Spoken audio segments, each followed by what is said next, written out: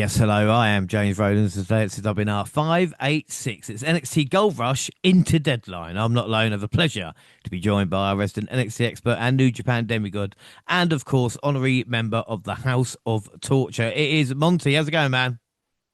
Every time you do my intro, I'm starting to. I really be wanting to apologize for the mouthful. It seems like it's becoming.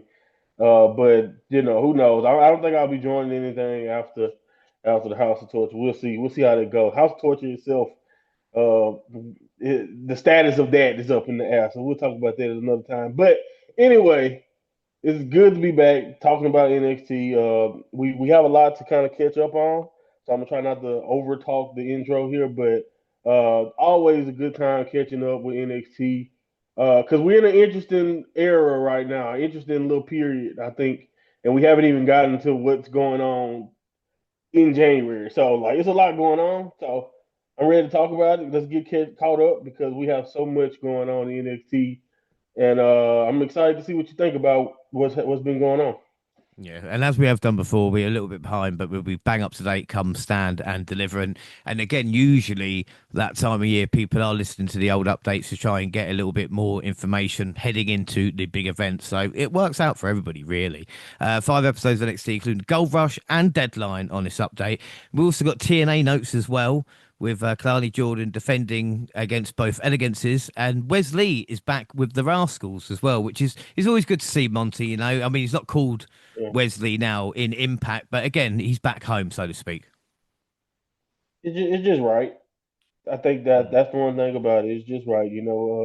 I still feel. I mean, I don't know why I was about to say I feel guilty. I didn't waste his NXT run, but but yeah, it does suck because I thought he was a guy who could be definitely main roster bound, or at least of that caliber of a talent. I think we talked about his run on top as North American champion and just in general. And then even when he turned heel, we both were hoping for more, and then we got what we got. And now, but it's good to see they've made peace. I think it's funny. It's like I mean, of course we know what their gimmick is, but it's like who cares if you betrayed us, tried to embarrass us, and big league us. We don't care. You're released. You're down here with us. We can just go to the clubhouse and smoke it out, I guess. Yeah, yeah, it's definitely a gimmick Like, that I do can you think he see. even have to apologize for it? He's like, no, it's okay. You lost your job. We get it. They accepted him back in. It was a lovely moment, It's just like, yeah, come on, man. Let's just get on with it. So, speaking of that, first episode of NXT is November 18th, night one of Gold Rush. And it kicked off with a AAA mixed tag team titles on the line as Joe Hendry and Thea Hale challenged Chelsea Green and All Ego Ethan Page for the belts. Unlike the build up, this was all serious action. Another quality match from All Ego. Hale looked to have the match won with a Kimura on green, but Page helped break up the hold so his teammate could hit the Unpretty Her for the win. And this was a great way to start the show, Monty. I really love Thea. I'm glad they remembered that she. I'm assuming something was going on. Maybe it was an injury of some sort, and I just missed the news beat on it. But I'm glad they remembered that she is here, and she was a good little, a nice little attempt to fall what we have going on with Chelsea. Chelsea at this point, I don't think they ever need to change her character because I don't even know if you tried to turn her to a babyface, it would. I don't think she can get more over if you tried to make her fight like heels. Like she's just, it doesn't really matter. Like I think the people that love her, and of course it's deserved, but we talked about all the time how her and Ethan Page work well together.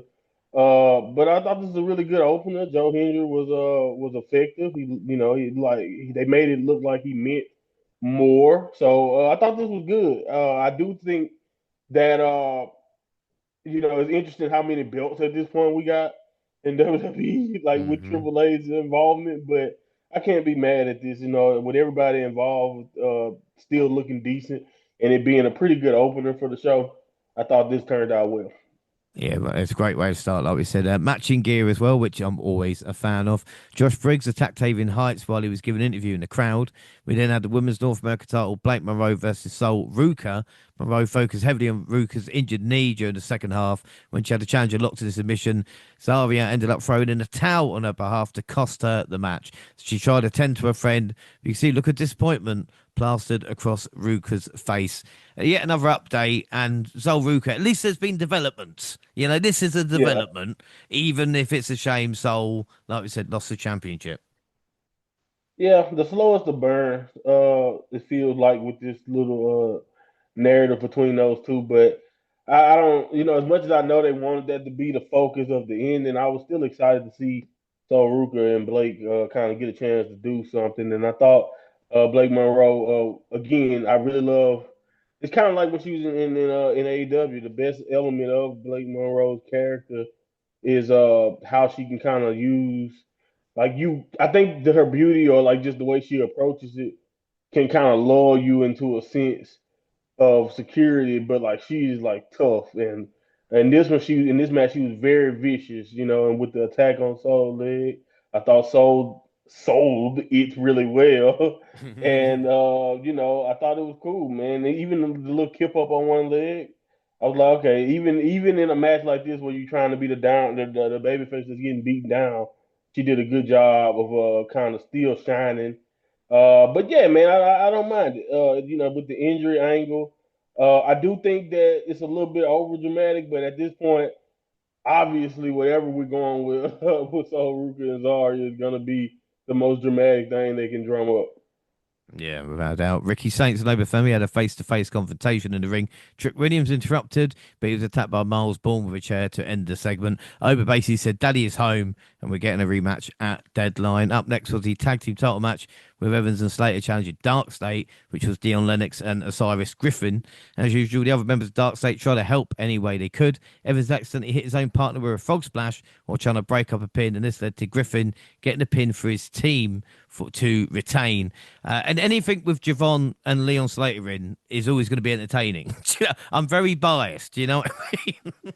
Yeah, I mean they're probably two of the best young up and coming wrestlers that you can just that I can think of off the top of my head. At least you can just see superstar on both of them for different reasons, and just with their talent level, overall talent level, and work rate at this stage. Because I think you got to look at it by again. It's kind of like what I was saying with Roxanne. I know at this point she's kind of I don't want to say she's like a background member of Judgment Day, but she's in the Judgment Day, and the Judgment Day itself it still is a focus, but it's kind of depending on how you want to look at it. But my point is that she's so young, and that's why they call her the prodigy.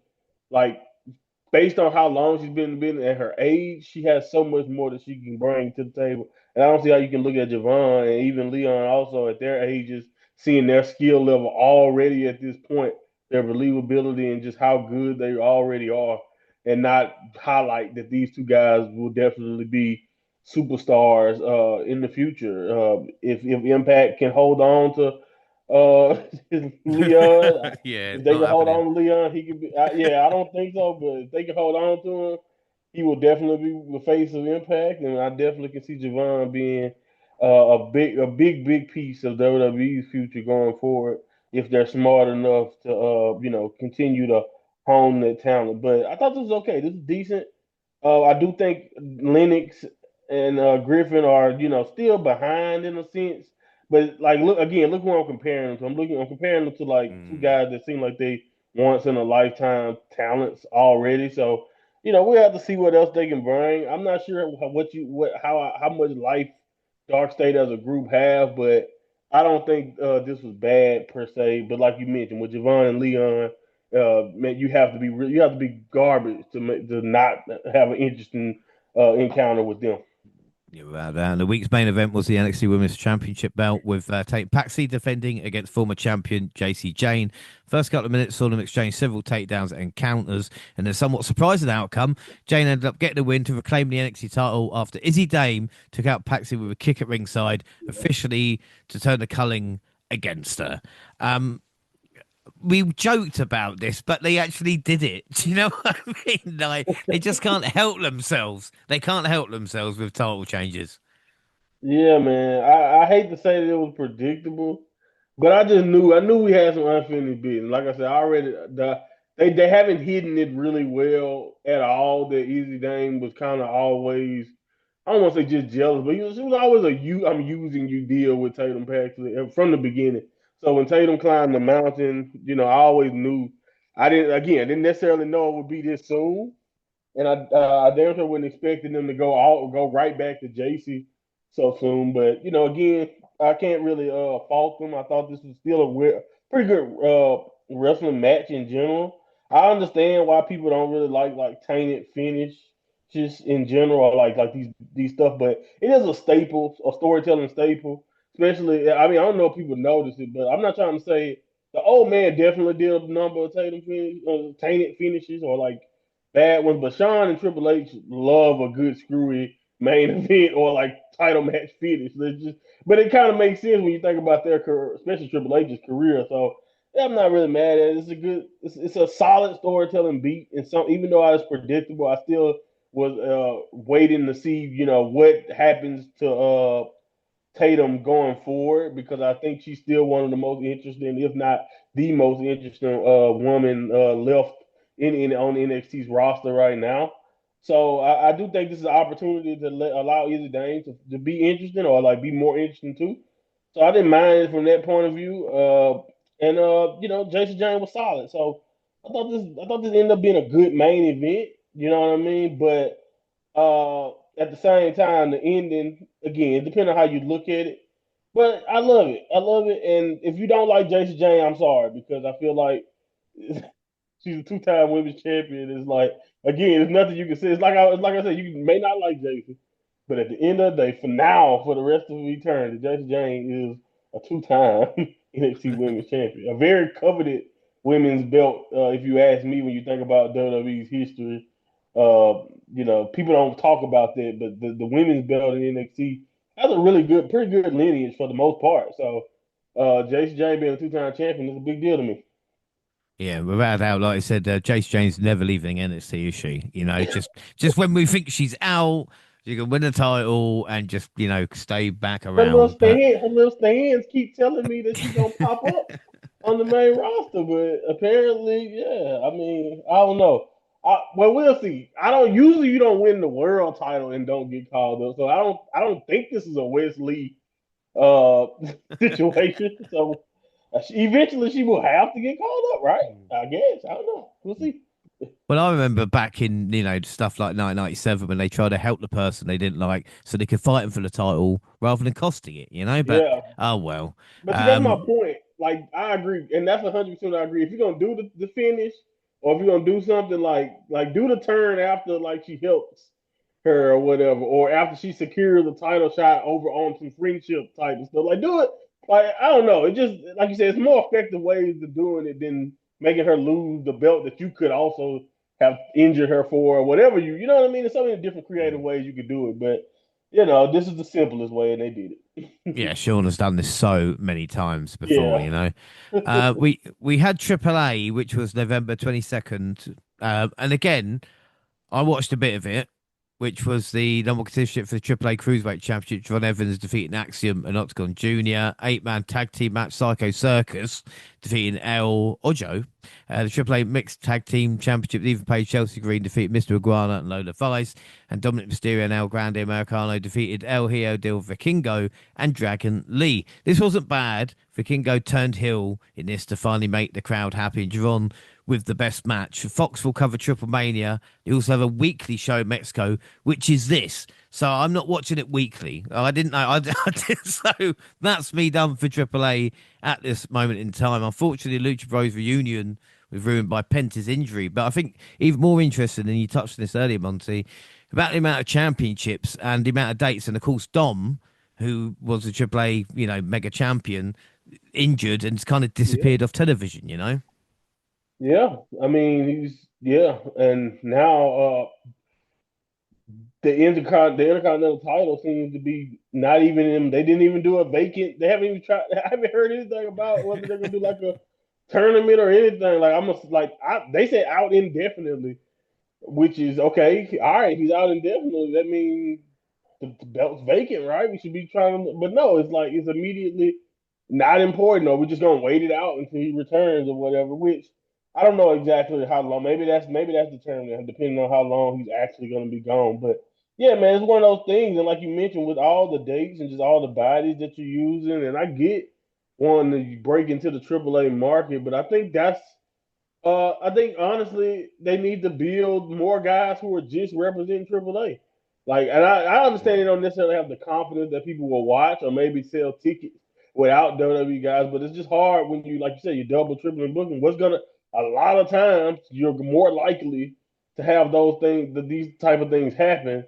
So it's unfortunate look, and I'm not trying to act like WWE, oh man, this is just bad booking because these things happen. But at the same time, it's going to be interesting to see that because of the volume of so much content and and just so many different ways, so many people in different places, whether it's NXT people in AAA and AAA people in doing the NXT joint shows or WWE main roster guys also jumping down to go to AAA or coming to NXT. There's always a chance of these things happening when you have so many people booked doing different things. So it's going to be interesting to see if this is going to be one of those underlying themes of the partnership or the joint ventureship with AAA right now because again, I'm not saying these shows are not entertaining. I don't get a chance to see a lot of them all the time. I don't really hear the buzz that, oh man, you need to really check out this Mm. AAA event. So I'm not trying to say they're not worth it, but it's going to be interesting to see as going into this next year and just seeing not only the quality, like is it going to be worth it compared to maybe the risk because WWE had already kind of had, in general, like an injury thing kind of going on, spread across the main roster and in different spots. So, booking them more is only going to higher their risk. So we'll see how it turns out. But it's unfortunate what happened to them. Without a doubt. November 25th, Gold Rush Part 2. We got the Men's Evolved Championship on the line in the first matchup when Jackson Drake put the belt on the line against Sean Legacy. Legacy came close a few times, but Drake was able to get the win with a running knee to attain his belt. Ethan Page gave Sol Ruka some advice, then gave some to Miles Bourne. He's a gift that keeps on giving. The vacant Women's Speed Championship found a new home on Tuesday when Zariah battled Fallon Henley in the finals of the tournament, which began on a few weeks. The time ran out as Aria had her up on her shoulders for a move. Ava come out and said they needed a winner, so they declared the match would continue. The other members of Fatal Influence helped give Henley an unfair advantage, and she was able to get the win and claim the vacant championship. I mean, Monty, Fallon deserves gold, but Zarya is just a fucking loser. Took the words right out of my mouth. I couldn't say it better myself. Like I don't know what other conclusion they want me to come to. She's a loser. She's dead weight for Sol Ruka. I don't know what to tell you, man. At this point, like it hasn't been good. And that's the worst part about it is that we don't even necessarily have anything to attach on to. At least Jordan Grace with all the losses that she kind of obtained over just her NXT run in these title match situations. At least we had the imagery when she started as a TNA knockout champion. Like, even though like she already kind of has a championship pedigree, even if it wasn't on the WWE banner quite yet. And we also her match quality too. And Zarya doesn't really even get a lot of time in that regard. So it's just I don't know. It's been tough, and we talk about how slow and just whatever this story with Sol Ruka is. It wasn't really clear how Sol Ruka wasn't. I don't know. Maybe I missed something that Sol Ruka wasn't even here to help her. Maybe that's obviously something they'll lean into. But yeah, man, it doesn't matter. I mean, even with Sol Ruka's help, she would have lost. That's where we are right now with Zarya. So I don't know, man. We've been talking about her hitting a switch and dominating, and I don't see it. Maybe it's coming this coming year. Hopefully, we actually get to see a different side of her because it's been tough. Yeah, it really has. John Cena appeared to announce the participants in the men's Iron Survivor matches. He obviously picked them himself rather than reading it out. It will be Javon Evans, Joe Hendry, Leon Slater, Dion Lennox, and the winner of Williams versus Bourne. We got another weird promo from Shiloh Hill, whose real name is Thunder Justice. How shit is the marketing department Yeah, in NXT and WWE? If you're called Thunder Justice, you change to Shiloh Hill. What the yeah. fuck, man? I mean, even if you don't, let's just say you don't want to use. like his government. All right, Thunder, Thunder Hill, or just use one of them. Like, just, Yeah. like whatever you want to say. I mean, Shiloh Justice is better than. That You sounds know good, what I'm actually. saying? Yeah. Like, come on, whatever. Yeah, Uh, I don't understand it. well, the next match was for the TNA Knockout Championships. Clardy Jordan defended the belt against Jordan Grace and Lee Ying Lee, who used to compete in WWE as Xia Lee, if you didn't know. After a hard fought battle, Lee secured the win, and Carla Silver for TNA presented her with a title as she celebrated with a happy crowd. And I'll tell you something, Monty, NXT do not like to lose in a singles match. So it was another triple threat to give the title back to TNA. But you could see the emotion in Lee Ying Lee's face. And again, watching her in Impact the past year, she thoroughly deserves this opportunity. Yeah, man, it's really cool. Like, just so emotional, and then like again, it's kind of like what happened with Dana slash Ash. Yeah, Dana slash with Ash. Like, it was pretty cool, but to have it happen under the the WWE slash NXT banner, when you think about that's where a lot of these people's journey kind of started. So for her to be able to get a big moment like this in front of her former employees, and then it was a really good match too. That's another thing. I thought it was a really well done match. I'm with you. It's kind of unfortunate that we can't just get Kalani losing to her one on one. I mean, I don't see it wouldn't have hurt anything in my opinion, because like I don't know what I guess it is.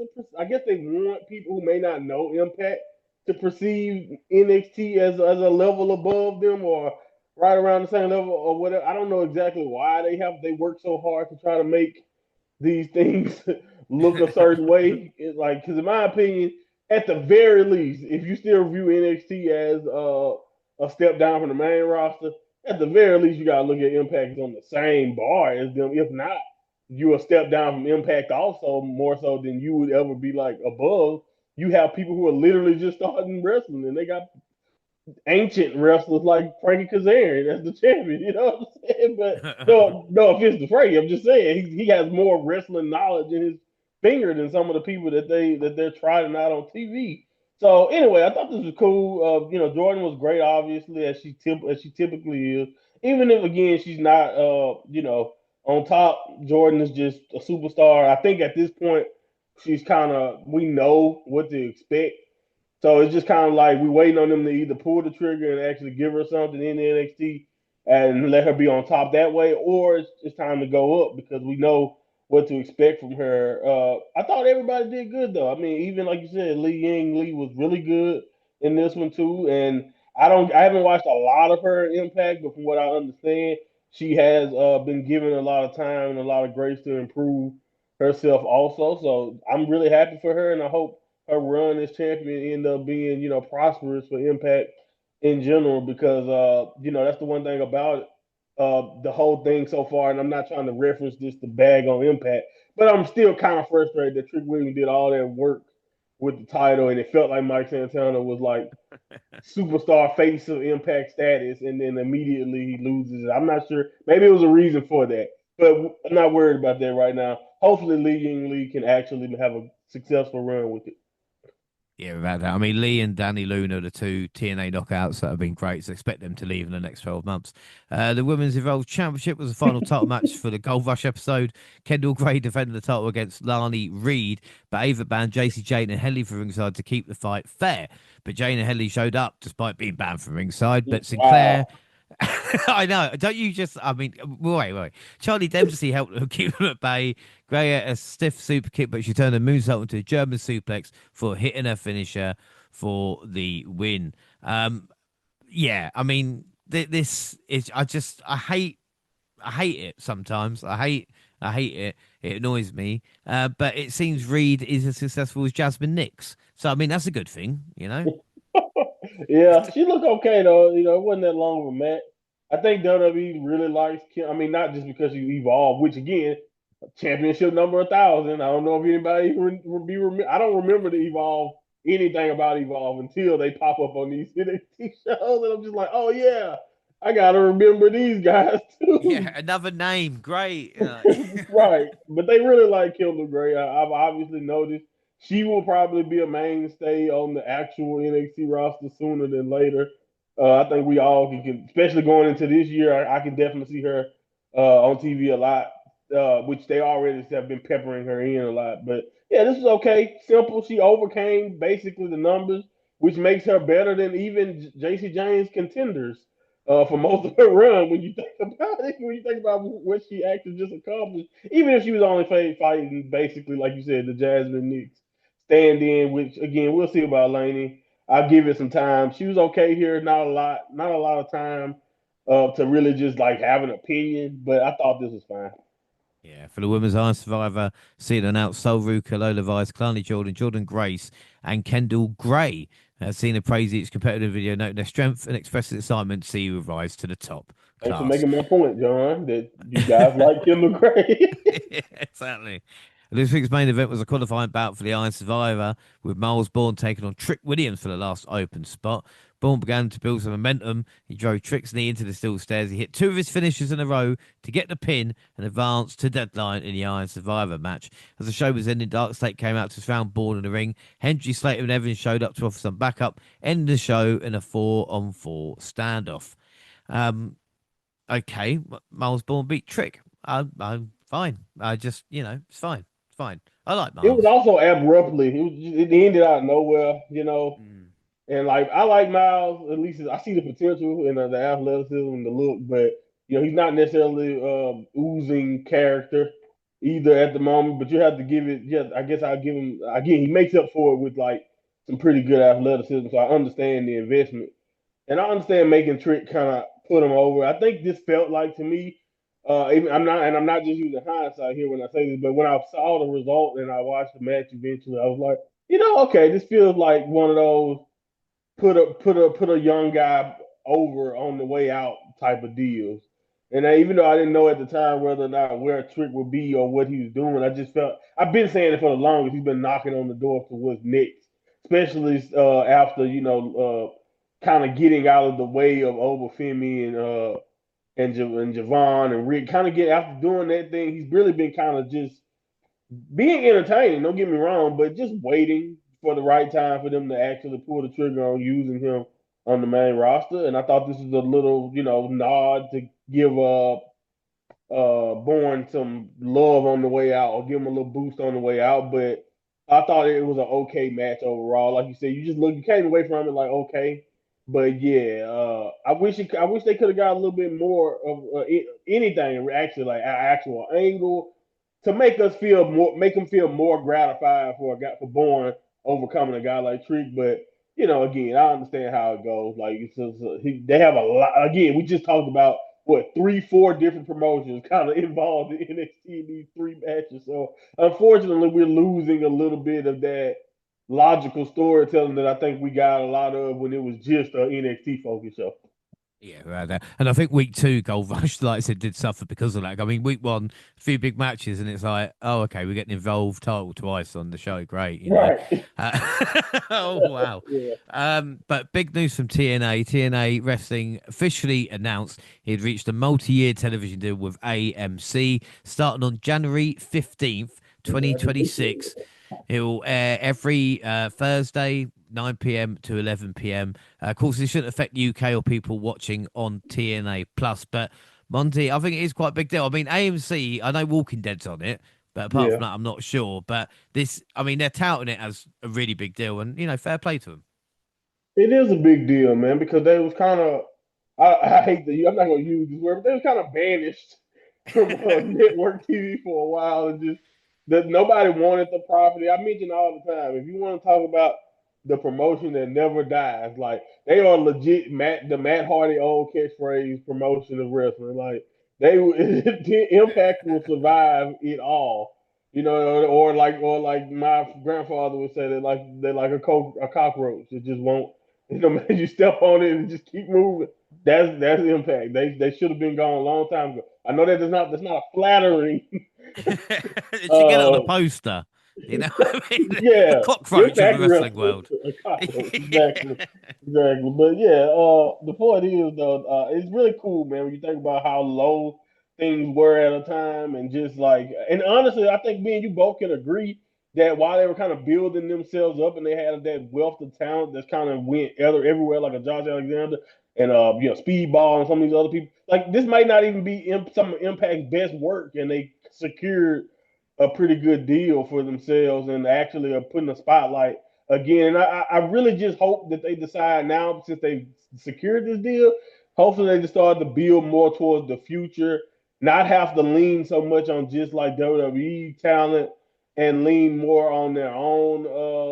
Just try actually starting to build something for themselves. And I hope this does not. And I know a lot of people have been saying this for the longest, but I'm actually one of those people who really do want Impact to kind of continue to be their own thing in a sense, and not necessarily just become a farm system for WWE. I know a lot of the talent is going straight to WWE when their contract is up, and I get that. I'm not dumb. I understand how these things can go, and most likely will work. So I would not be surprised if we come back and we talk about this time next year or something. We say, man, Impact, even though they got that TV deal, they lose all they tell. I wouldn't be surprised. I would not be surprised. But I'm hoping that they actually move forward and start to invest and actually try to garner more of an identity of their own. And I don't. And you can tell me more. Maybe I'm missing something. But from my peer view, from the shows that I get to watch all the time, they're not, or like some of the time, they're not necessarily. I'm not trying to act like they are already WWE. Like I know some people are accusing them already of that. But I just feel like when we talk about their roster, if it's not someone who used to be in WWE, where besides like a Leon, who are the guys or who are the girls that are fresh and coming up like that can really carry the flag for Impact going forward? That's my really only concern. Yeah. But other than that, I'm happy for them, and I hope that this does lead to them surviving even longer and continuing to prosper. Yeah, and like I said, they've changed more towards signing kind of like young up and coming talent to more giving people second chances, if you know what I mean. Which again is all right, and I Right. guess they want the kind of name value. They have announced as well AJ Styles will be on the debut episode, as well as Let Mike them wrestle. Santana, Mike Santana versus Kaz for the TNA title, which I guess was always the plan, but it just So again TNA. Mike couldn't just defend it. He had Yeah. to lose. Well, the thing is, Nick Nemeth still holds like a briefcase as well, so you just know Mike's going to win it, and then Nick Nemeth's going to cash in. Like it's Oh my Impact can't god. help themselves, you know. But Right. anyway, it should be fun, and that's coming this week as we talk. But obviously, we'll get to that at some point. NXT December 2nd. Show open with Ava standing in the ring with the 5 women who'll compete in the Iron Survivor. Each woman took a turn giving a short promo. Clarny Jordan got the most heat when she spoke. She had to try to talk over the booze. She didn't seem too thrown off by it, but the booze were so loud they distracted from her a little bit. Fatal Influence came out so Jace Jane could talk some trash to everyone. Clarny Jordan Grace kicked off a huge brawl. And again, Clarny Jordan is over as a heel right now. She just needs to, as we mentioned before, lead into it because the crowd don't like her, which is always a good thing. Yeah, I mean, who would have thought when they did this ridiculous booking that this will spawn a potentially good little boost off for her heel run, in my opinion. Like, cause when they put her on the Impact team and she was just, I think a lot of the crux of where we're going with Kalani or where we went with Kalani since then started when they put her on the Impact team and she just was like, oh yeah, I may be, I'm the Impact champion, so I'm not necessarily on Team NXT because I'm defending my belt. And it was like, I don't know if some of the home fans were just like, oh, so you don't represent NXT? It's just like, I don't know, but like she has done some bad things. But to me, like even the stuff with Jordan kind of antagonized her too. Like, do we like Jordan Yeah, Grace that much to where it's like we hate her now because of that? It's like I don't know, but she has been doing really well. I like the stuff they have her saying, but like I agree with you. I think the only thing missing now is like belief and making me believe that she's vicious or that her ego is to that level. She looks like it. She looks great. We know the talent is there, and I think the more she wrestles as a heel, the wrestling style will also continue to catch up. yeah, Because she can be. I think she has the potential to be a really good flashy heel, also. But like I said, I think it's gonna come with time. I think she's like we mentioned before. Personality was pretty much the only reason why she might not be on the people's hot list for already being on the main roster. Because I think in the ring she's pretty good already. So I think once she gets that belief and that personality, she'll be off to the races. yeah. No, I completely agree with you. And again, talking about being a heel. and being justified by your actions, and that's what makes the best heels. Stacks, Ariana Grace, Joe Hendry, and Thea Hale had a backstage segment that led to Grace and Hale having a match. Stacks tried to interfere. Hendry chokeslammed him in the apron, allowing Hale to lock in the Kimura for a quick win. The feud between Tavian Hearts and Josh Briggs continued when they met for another singles bout. The fight started outside the ring before the ref could even ring the bell. In the end, Briggs evened the score, getting the pin with a huge lariat. Izzy, Damon, and Cullen came out to explain why they kicked Tatum Paxley out of the group. Dave says she tried to help Paxley, but she was too stubborn to listen. Tatum appeared on the screen and said she would make Dame feel her pain at Deadline. And again, this is not too bad, but it's just sometimes when you just rush it. Do you know what I mean? Like, I know it's ironic. Like, Zolruka's been going for a year now, but this feels like it could have been 6 months and it's gone into 6 weeks, Yeah, I agree. And it was so like I said, I think things were done too obviously, and I'm not sure. Maybe they're not sure if Tatum was gonna be on the next call ups. So they were, they pulled they did everything, gave her the belt quick. They shot the whole betrayal angle quick. Maybe that's what it was, and we don't know what's going on with the decision making. But yeah, I agree. I think a lot of this, because I do think, to me, and this is just from my point of view, I know some people may love Izzy and love both Tatum also, and even like some people may even like the color in the group. But I'm just saying my overall investment in their relationship is that it always kind of felt like Izzy didn't really care for her. So it's just like, why am I supposed to? I mean, yes, I mean, I would, all right, Tatum, get your revenge. But to me, it immediately throws, like you said, the rushing and not letting a bond develop on screen and not letting us really feel the angle, turning this to way more generic than it really probably needs to be. It could have been a little. I think everything you mentioned would have made this a lot more interesting and probably would have me a lot more invested. Yeah. Well, after a break, we got the six-woman tag match Ava booked earlier with JC Jane, Fallon Henley, and Lali Reed taking on Soul, Ruka, Kendall, Gray, and Load Device. Ruka ended up pinning Jane to get the win with a nice soul snatcher, and Zaria ended up trying to hit Ruka with a spear after the match, but she missed and took out Gray.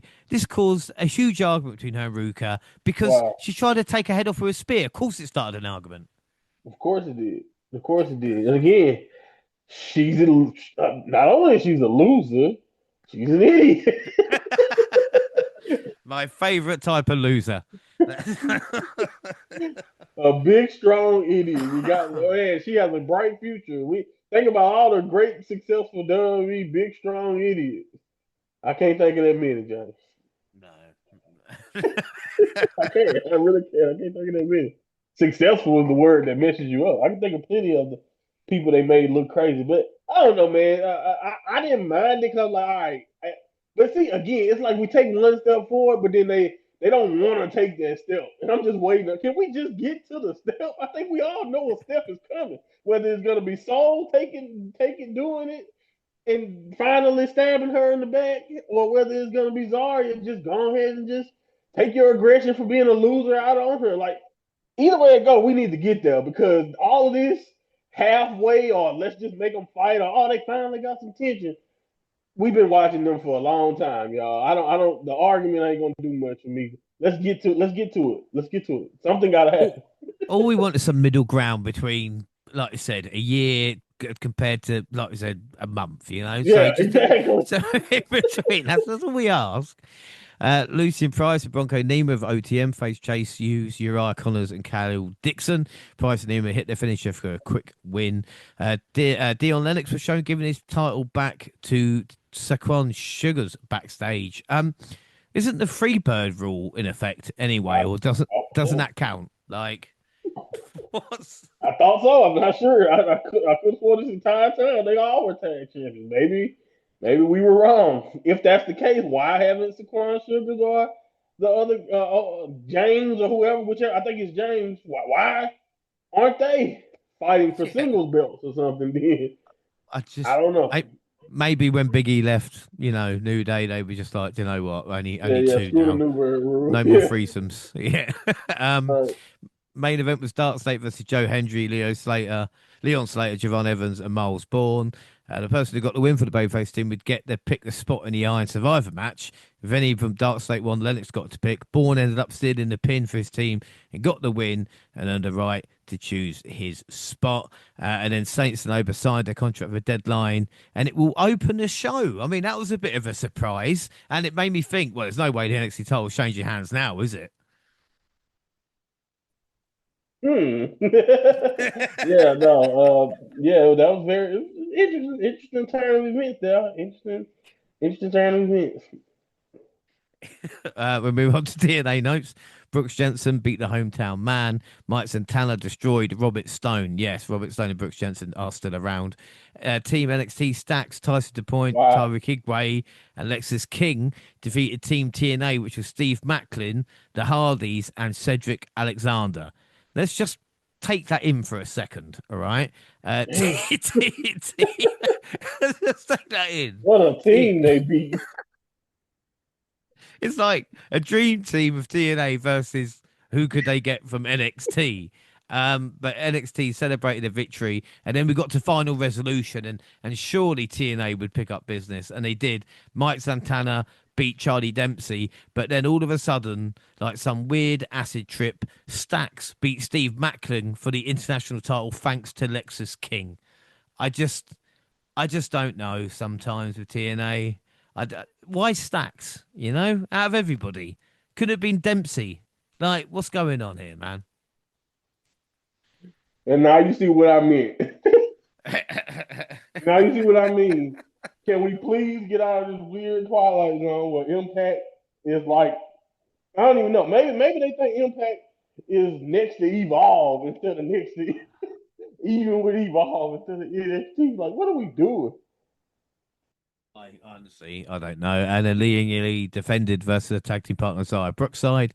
Tyson DePoint and Tyler Igwe came up short against the Hardys. And then we move on to Deadline, December 6th. The kickoff was Mega Morant, Sam Robertsberg. Sit down with Renan Gray. We got sit down with Dion Lennox. He said he wants Ober to win. So do I. WWE's last PLE this year. And I've got to say, St. Monty, the gap between me watching kickoff to the main show was 5.5 weeks. It just so it it was the Has to be the weirdest. first time ever for that, right? Yeah, that record has never been broken. You know, like I could not believe it when because I was like, I'm sure I've seen the kickoff, but yeah, 5.5 weeks. But this is fresh in my mind. Don't worry, all right. Not a bad opening, and as announced, the NXT title match started the show, which was Ricky Saints versus Oba Femi. Saints tried to go for one of Femi's legs right away, but the powerhouse easily tossed him aside. The champion looked hesitant as the challenger backed him to a corner. The first few minutes made it look like this would be a walk in the park for Femi, but Saints kept finding ways to neutralise his opponent by focusing his arms and legs to take away his power. They started picking up the pace around the halfway mark, and then in a somewhat surprising outcome, Obafemi was able to regain the NXT Championship with a fall from grace, and this ends Ricky Saints' run at 70 days. Monty, I mean, I couldn't believe you went over on the predictions as well. When I ask you, kind of what were you all thinking around it? Because I could not believe Obafemi won. I mean, I was happy, but I was in Yeah. shock. Well, when I looked at the card, it was just one of them situations where I was like, okay, I feel like because I know again, Sean likes to make something happen, and it was just one of them situations where I was like, okay, well, what I'm not sure exactly who. I think I was just like, I felt like Ricky winning was a little too obvious, and I bet again every time I bet against Oba, I failed for the most part. You know what I mean? And I was just like, I was on one hand, I was just like, I'm just gonna go with that because of that. And then on the other hand, I also was like, I don't really know. Uh, I was looking at the people that Ricky was dealing with, and I'm just like, but we got Trick out the way, and I'm like, I guess you can go back. I guess you can do other stuff, but like he's a baby face, and I just don't. And like they probably gonna keep him away from this guy or that guy. I'm just like, Overfemi probably is gonna win the belt. And I think the reason why he can win it back is because I assumed he was done once he lost it. But since he's back, it's like what if it was just an injury and they just needed a reliable guy to be the champion? And I'm like, that would explain why Ricky Starks' booking out of nowhere changed. He went from like just being a guy who was putting over younger talent and losing to Ethan Page handedly to world champion, And I was just like, they could go to Ethan Page route, but I'm like, don't seem like Ethan Page is even worried about the world title right now with Ricky there. So I'm just like, Hope was probably gonna win it back. So I got lucky because I'm just like you. I think your brain and everything else is saying, oh no, this is how this goes. Ricky's gonna definitively beat him this time. Maybe he even I don't know exactly how, but he's gonna find out a new way to put him down. But I just didn't see Over losing again that soon to me. He was just so dominant all the time. I couldn't get away with picking against him again. That's really the logic. But Yeah. No, I end up getting lucky overall, if you ask me. oh no, because the thing is as well, I thought the Ricky Saints Cody match would be more kind of Right. WWE's doing. Again, it's my fault for thinking too far ahead. Obviously, I watched this after Saturday night's main event, so Oba had Yeah. already clashed with Cody, as we mentioned last week. And again, to come back to wrestling after a while, it looked like the hard cam seemed to be in a different position, but I think it was just me. You know what I mean? Right. Um, but anyway, this was better than a No Mercy match, I will say. Like hmm even maybe they don't gel as well, and Ricky and Oba did shake hands afterwards as well. So I mean, it wasn't bad. What would you rate the match? Yeah, I thought it was a good one. Actually, I thought they have pretty decent chemistry. I think it's hard as a smaller guy to not have pretty good chemistry with Over. I mean, Over has a style, and it's hard to not look like you're giving a valiant effort when you think about how dominant we look at Oba and just how great he usually is. So yeah, man, this was tough. This is a really good match in my opinion. But yeah, I can't lie. It was some moments there where I was like, wow, maybe Ricky can win this, but they did a good job. I thought at the end of the day, the 4 stars is probably where I'll rate it. But I think Oba himself, in my opinion, in this match. It just felt he's just different, and it's just I think that's the best thing about it. He's just different, and I think another thing too. Now that you mentioned Cena over Finn, I thought that was the biggest, best match you could put on the on the Saturday Night Main Event too. It's good as much as I think Ricky and Cody would have fit. I think to showcase the future, as Cena kept trying to point out, it's like, oh, okay, over Femi is definitely the future. Yeah. And again, I get confused with Overfemi sometimes because sometimes I panic and think he's in his 40s. Do you know what I mean? That's how WWE operates. But I Right. was like, no, no, no, I'm sure he's not that old. Yeah, I'm going to give it a 4 and a quarter. Predictions. And Oba is our leader, a ruler, I should say. Predictions, WNR Prediction League 2025. After Full Gear and Survivor Series, before Deadline, the bonus league, Gina on 15, Jackson on 17, Monty on 20. WWE James on 5, Jaxie Gina on 8, Monty on 11. In AEW, Jaxie James on 2, Gina on 3, Monty on 5. We all went Ricky, apart from Monty, so Monty is on 1, the rest are on 0. Azaria is not there for Sol Ruka for the Women's Iron Survivor match, which featured Kalani Jordan, Lola Vice, Kendall Gray, Jordan and Grace, and as we mentioned, Sol Ruka. Jordan and Gray were the first 2 superstars in the ring, so they spent the entire 25 minutes there. They ended up at a 5-way tie with 2 pins each, with just 2 minutes to go. Gray was able to score one more pinfall before the timer ran out to become the new number one contender for the NXT Women's Championship. And I think a quite surprising outcome. But as you said, Monty, before this update, they are very high on Gray. They love her, man. And I'm not trying to say it like I don't. I just don't. I haven't really watched enough of the Evolve stuff, and what I've seen from her NXT has been okay. But I'm not overly impressed, or I'm not down on her either. She looks solid in the ring, and I think that's good enough. And maybe that's what I think with the look she has, and the fact that she's really good to solid, like fluid. Let's say fluid. I think fluid is really the word to describe her. She's smooth in the ring for somebody who is supposed to be relatively new. So I think WWE has easily invested into this, and I thought this is one of the best, Iron Survivor matches that I can remember, to my knowledge, that I've seen. I thought they executed everything really well, and I thought the stakes, like when you broke it down with the tie, and you just think about how you was feeling. I was sitting there like, okay, we could go either way, man. You know what I mean? Like you really could. You can see Kalani, you can see Lola Vice, you can see Saul Ruka, or even Jordan winning, of course. But it was like, I'm not like even then I was like, well, Kendall probably won't be the one, but I like the way they gave her the win too, kind of like taking advantage of Sol Ruka's injury or whatever. And I think this is one of them examples of how this concept is best utilized, in my opinion. I just think they did a really good job of kind of not only adding drama and stakes to the finish, but like everybody kind of being, it was literally that close, and then we get a victory like with literally seconds to spare. Like you can't really go wrong with that.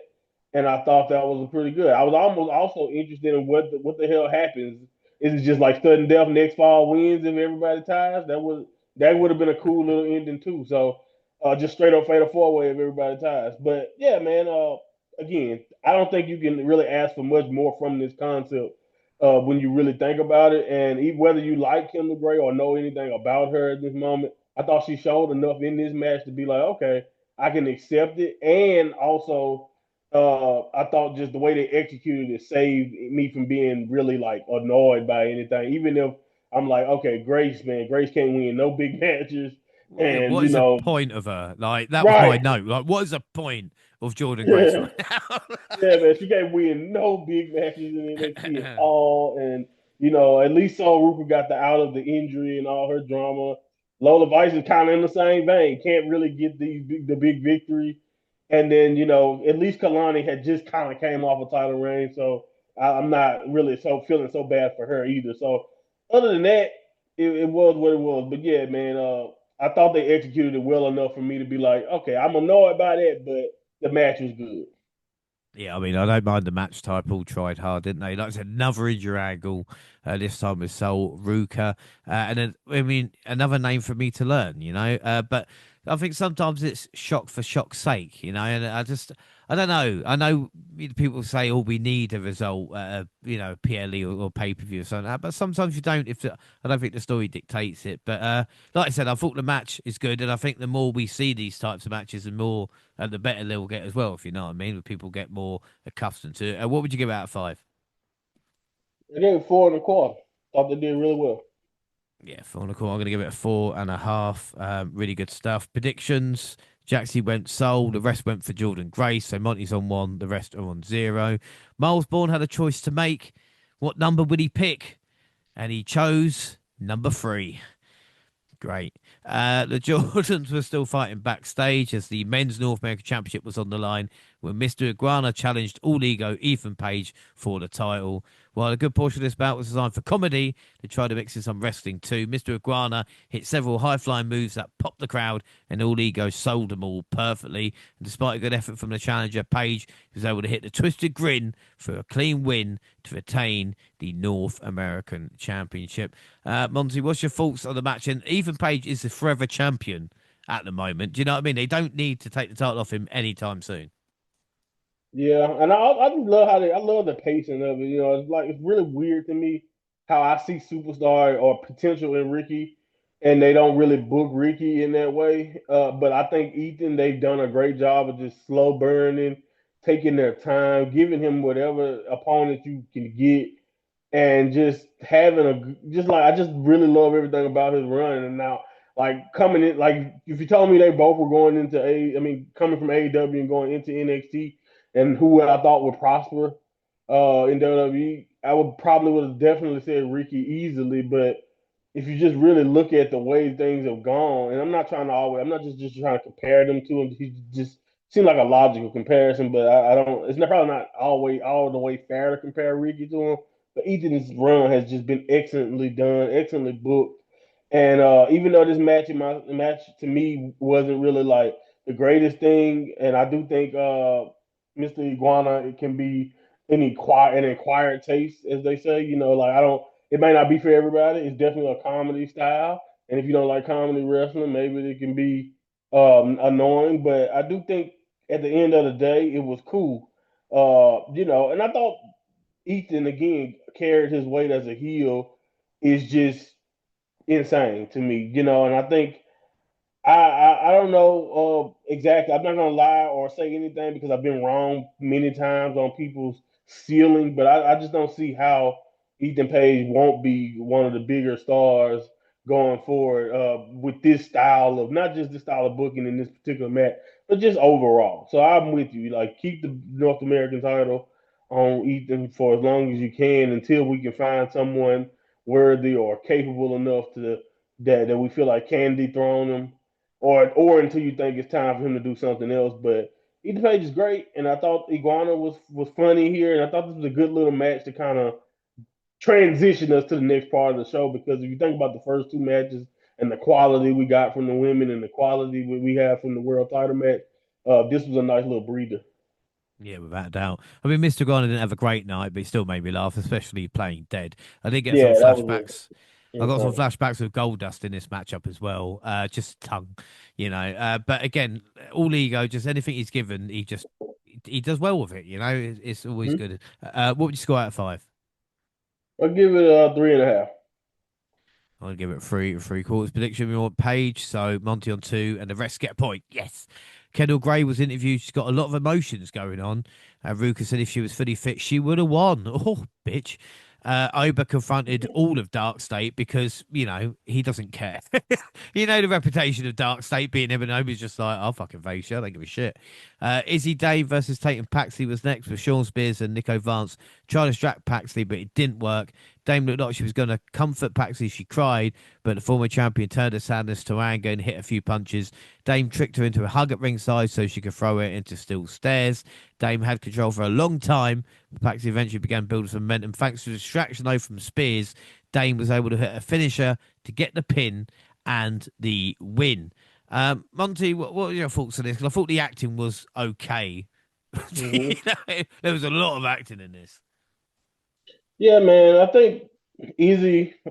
I don't. Again, I'm not trying to be too hard on him, but I think when with the the stuff that we've seen Tatum be able to do in the ring, you can kind of tell that they structured this match to kind of ease easy to through it in a way with with the drama and with the theatrics. Because if you were invested in what they have with the story they're trying to tell, I can see this being positive for you. But and I'm not trying to be mean, but Izzy for the most part seems right now to be pretty mediocre or at least pretty average at best. And I think Tatum and I mean as a wrestler, but like I think Tatum, we've already seen, can go up a couple of notches above all of this. So I was a little bit disappointed that it didn't seem like that they wanted the way this match was designed. It didn't seem like they really wanted to bring Easy up there. Maybe Easy just wasn't necessarily ready.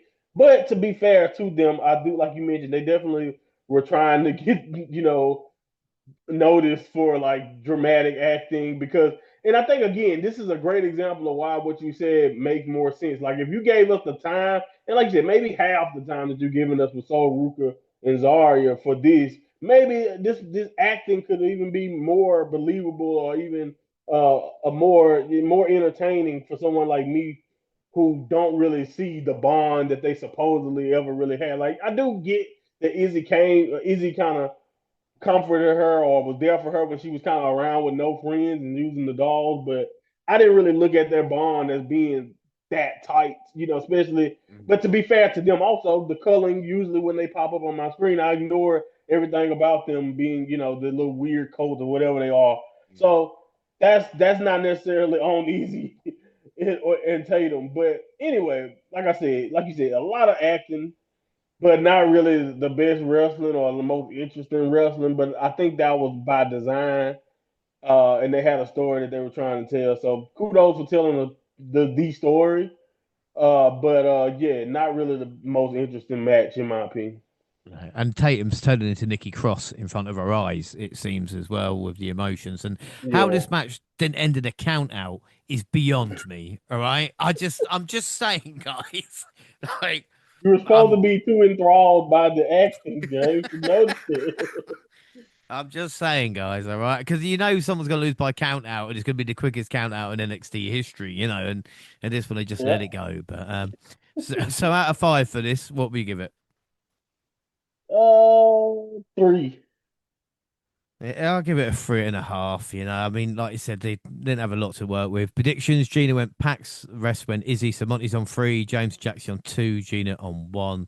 Javon tried to bring positivity to Ricky and it worked a little bit. I was a little bit worried, but I mean, I'm sure everything will be fine. The main event of Deadline was a men's Iron Survivor match with Joe Hendry, John Evans, Leon Slater, Dion Lennox, and Miles Bourne. And believe it or not, it was a five-way tie heading into the last couple of minutes. Oh, Mm. Lennox, how did that happen? Lennox locked one of the refs and Evans in the penalty box, but Evans escaped through the opening at the top, which kind of you have to think about before you do lock someone in a cage, and took him down with a dive. It was generally actually hard to believe, hard to tell who would win at the end because everyone came close, but it was Javon who scored a pin on Bourne with a few seconds left to get the win. We should say Slater and Evans were the first two superstars in the ring, and it's all good. You know, the first 5 minutes were excellent. I didn't think the match Man, was too bad either. I understand the logic, and but like they protected that match in my opinion so well. The Javon and Leon, I don't even think they hiding the fact that they gonna try to sign Leon as soon as they protected it so well because if you didn't have it, not really intention, but if you weren't worried about ever seeing, if you thought Leon was going to be an impact for the next 10 years, then you would just let him do the thing because they might not be able to fight in the future. But no, I think they know that these guys will definitely be facing each other down the road at some point, man. But anyway, yeah, it's been every time they've done it, even with the impact stuff that they did, it's been incredible. This was cool. The women's match, in my opinion, was a little bit smoother than this. But to me though, this was fun. I didn't have a problem. I thought this was a strong one. I think, as a matter of fact, obviously both Iron Survivor challenges, in my opinion, were pretty strong. And I do think anytime Javon and Leon was around involved in almost anything, it was pretty brilliant. They're incredible chemistry and just the energy they bring to this type of style. Not just this match, but every match they're in my opinion, kind of lifted everyone else up. Especially like the Lennox, who's kind of got some room to improve. And as good as I think Joe Hendry is, he can't do anything Leon and Javon can do, at least talent wise in the ring. But yeah, I don't know, but like I still thought everybody was okay in this one. This match was fine. I do think I don't want to say it was hurt by how good I thought the women's match was. But at the same time, like you mentioned, it was like, oh, okay, here we are in the same scenario. So I was way more antsier during the women's tie than I was in this one. But yeah, man, I thought, like you mentioned, Javon and Slater stole the show. The final stretch was really, really good too. And yeah, man, this is cool. I thought at the end of the day that if it may have been a similar script to the women's match, but I do think that they did a good job of kind of doing a little bit different things or having elements to it that the women may not have had. So yeah, man, I thought this was okay. Again, was it perfect? Probably not, but I think overall, if you come to Deadline, and I think that's really what we know Deadline at this point to be, pretty much the Iron Survivor Challenge show, then I think this show really did a good job of selling that match concept, in my opinion, because I do think it's one of the best young match types in WWE. Yeah, without a doubt. We talk about, I mean, the fans are still there for Joe, which is good to see. Right. Vic and Booker got wiped out. And again, the whole match was fun, but it did show you kind of how weak the men's division Yeah. is. But we weren't finished there because Oba came out to confront Javon Evans, and then the lights went out, and we got the return of Tony D'Angelo, who we had not seen in God knows how long. He's He took alive. out. He's alive with a bigger beard. He took out Javon and scattered black paper on him. I don't know. I don't know what it was. But let's not forget that Tony D'Angelo did beat Obafemi for that North American Championship. So, I mean, what are your thoughts of Tony D being back?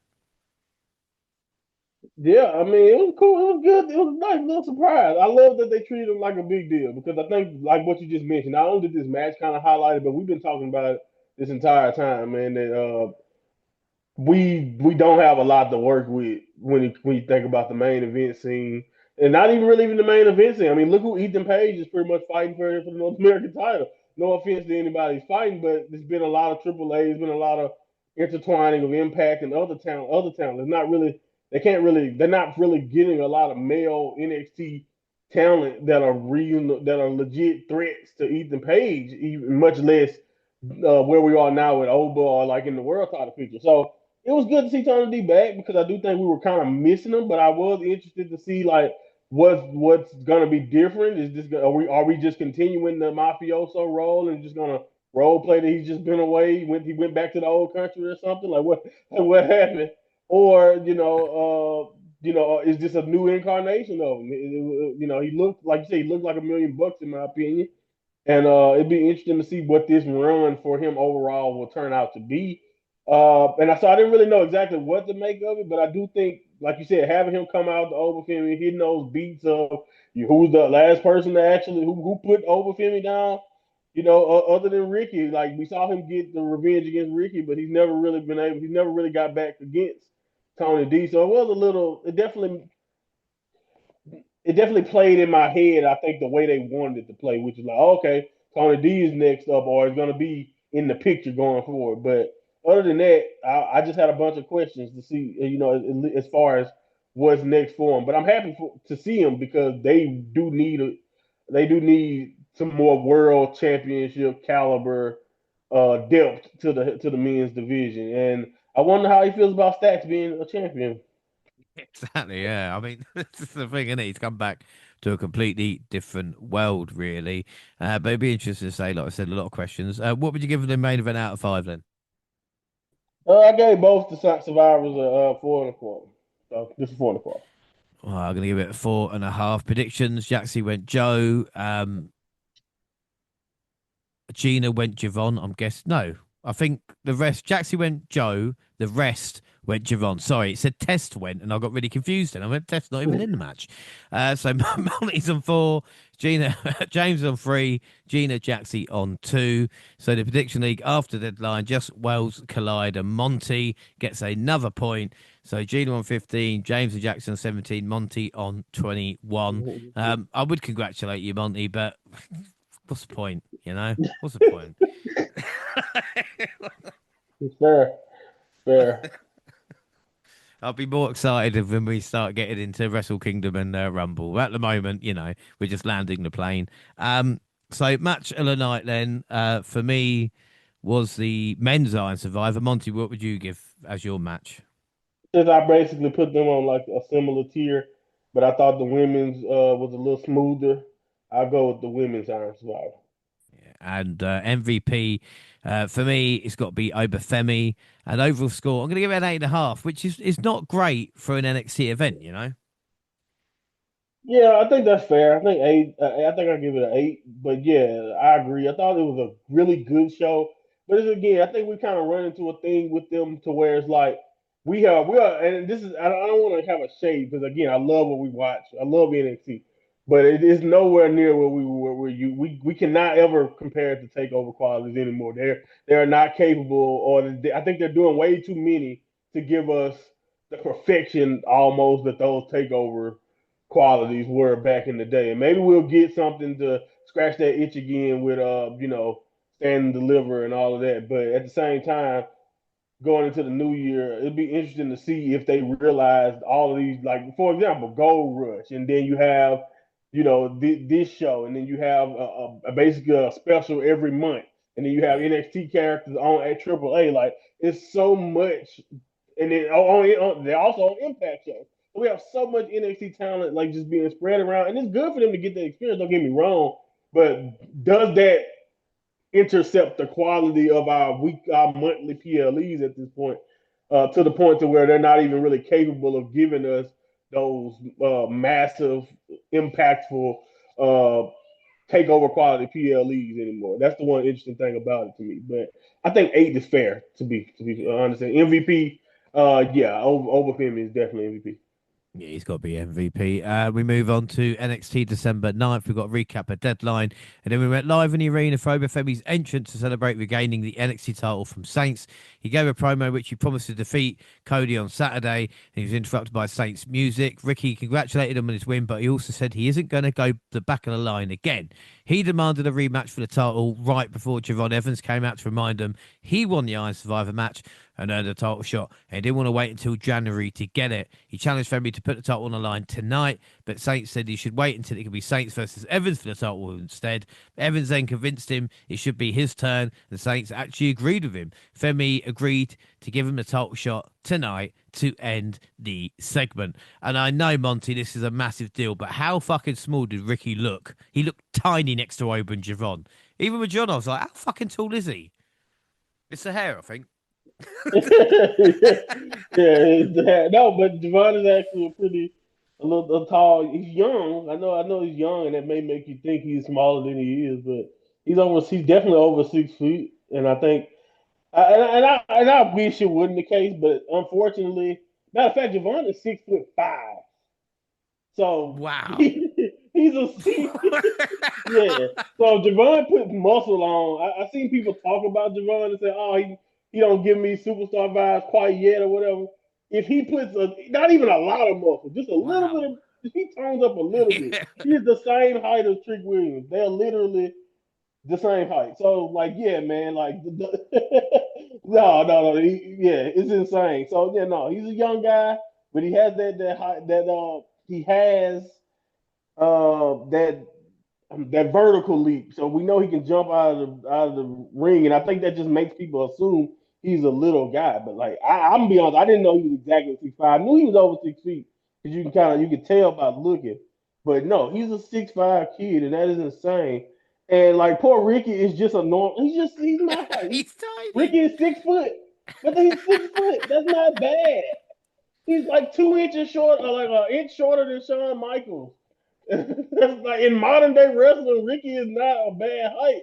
Like even Cody was talking about it in his interview with Finn Balor, like how he's a big guy now because he's like over 6'3". But that's my point. Like that's what we are in wrestling. You know, people like Macho Man was X Pac was like 6'1", 6'2", but it didn't look like it because he's fighting a Razor who's 6'11" and 6'10" or whatever. So again, wrestling is weird, but yeah, I agree compared to those guys, he looks small. And to be fair, since Ricky is not like a 230-pound guy, I guess but he's the same. Another great example. Ricky starts at the same height as Kurt Angle. Kurt Angle, right? To be honest, Kurt Angle. But Kurt Angle was like a amateur wrestler, so he's bulkier usually and all of that. So he's built a little bit different. But again, it's not fair to Ricky, but that's what happens. And I hate it because I don't look at it that way. But you know, and I know, Jay, I've heard it, I've seen it. They look at that, they say Ricky's small, they say Kenny Omega's small or whatever. They say that about these guys, and they look at them differently. They look at them like they can't be world championship. Like, unfortunately, the old man has poisoned a lot of WWE fans, but not just WWE fans, but a lot of wrestling fans' brains into thinking that that height really can hurt you when it comes to being world champion material. But when you look at him with the two tall guys right there, it is kind of be like, Ricky, you should probably stay out of their business, right? Well, even That's the not camera fair, angle. Like I said, I don't know if it was a camera angle that made it worse, but he just like right? looking up at them all the time, you know. Yeah, Anyway, it's not fair. we did get some matches. The first match of the night saw two women for the Iron Survivor match trying to settle their differences when it was a battle of the Jordans. The fight started in the hour before Grace could even get to the ring. She avoided a shot from a steel chair and fought out with submission. She began building momentum, but it wasn't enough. Kalani ended up scoring the win after kicking Grace through the barricade and hitting a 450 splash for the pin. And I think this has been missing in NXT. I mean, yeah, Grace is a fucking loser. There's no doubt about that. But it's this type of feud within, you know what I mean? Not a championship Mm-hmm. feud, just two women that dislike. I know we've got it with Dame and Paxi, but these women are Right. actually delivering in the ring as well, you know? And they're not former partners either. You know what I mean? Yeah, That's yeah. another thing too. Like we get it, but they always got to be from a betrayal angle and all that. And it's like, no, no, no, no. This is what we like. Two people who don't like each other. They've been antagonizing each other for weeks. They've had different matches for titles. And this one is not even for a title, but this is also kind of putting a bow on it. And again, I thought Kalani again in this match showed flashes of that heel that I think that she can really be.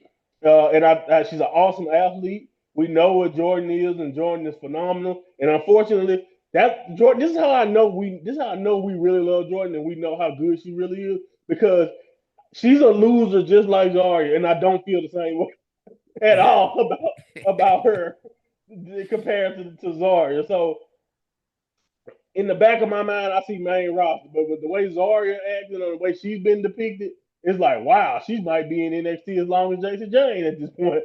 With the way they kind of slow trotting their feet, because you got to think about it, they had Zarya talked about her like she would be a big deal next to Stephanie and Julia. Look at where they are. You know what I'm saying? And look at Yeah. how it's really it's insane. But anyway, my point is this is really solid action, a really good match. I think we all can see probably at this point this feels like one of those things you do to put over a younger talent before you go to do your go to the main roster when it comes to Jordan. But at the end of the day, I think it's time to have. I think we need to follow up with Kalani, man. I think, like you mentioned, the heat is there.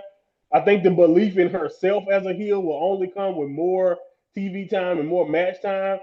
I'm gonna be honest with you. Unfortunately, since Jason James is a heel, they may not be thinking about it. But long term, I don't see how you cannot push the train towards Kalani being the face of the women's division or ending up eventually as a heel world champion because I can see the potential.